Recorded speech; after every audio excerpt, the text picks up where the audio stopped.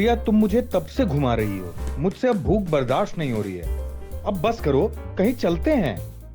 ठीक है, चलो वो सामने वाली शॉप पर चलते हैं। देखने में तो काफी अच्छी लग रही है। अरे रुको, वहाँ नहीं, किसी और दुकान में चलो।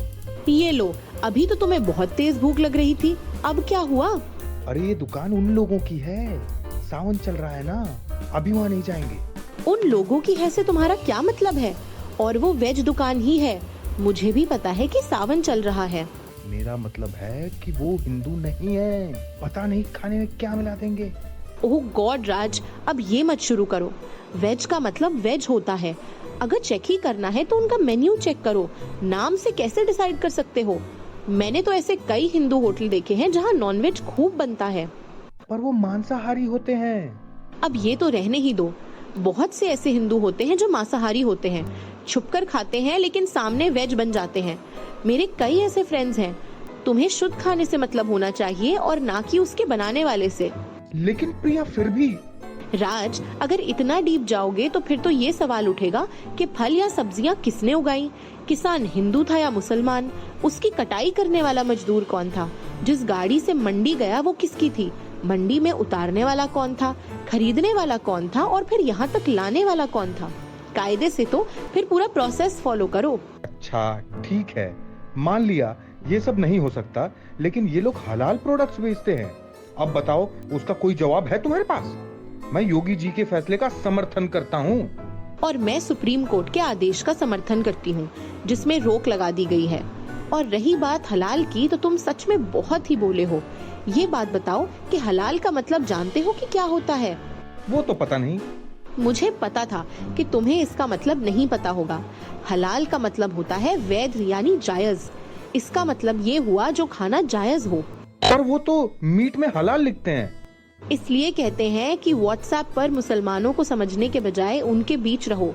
ये हमारी कमी है कि हम अपने देश के लोगों को ही नहीं जानते, उनके बारे में सोशल मीडिया से जानकारी लेते हैं। अरे अब बताओ भी। हलाल यानी जायज किसी भी चीज में हो सकता है। मीट में हलाल का मतलब है कि एक तय तरीके से उस मीट को काटना, इस्लाम में जिस तरह से बताया गया हो। अब बात करती हूँ वेज में हलाल की। इसका भी यही मतलब है, यानी खाने लायक होना।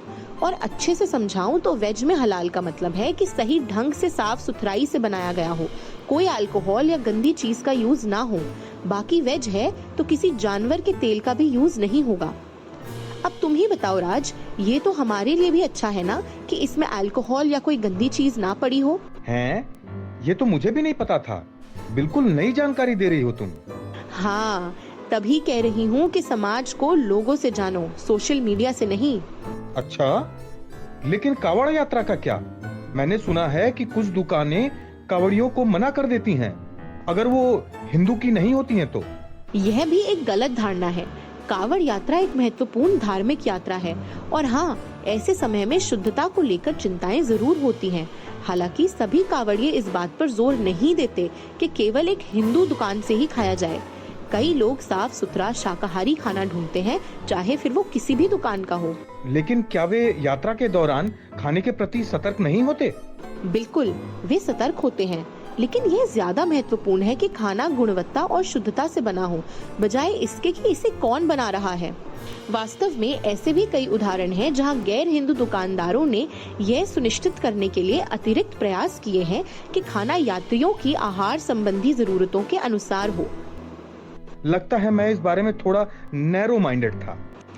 धार्मिक भावनाओं का सम्मान करना महत्वपूर्ण है, लेकिन यह भी समझना है कि हर चीज काले और सफेद में नहीं होती। विभिन्न समुदायों के लोग एक साथ आ सकते हैं, विशेष रूप से धार्मिक अवसरों के समय, और एक दूसरे का समर्थन कर सकते हैं। कावड़ यात्रा की भावना भक्ति और एकता है, विभाजन नहीं।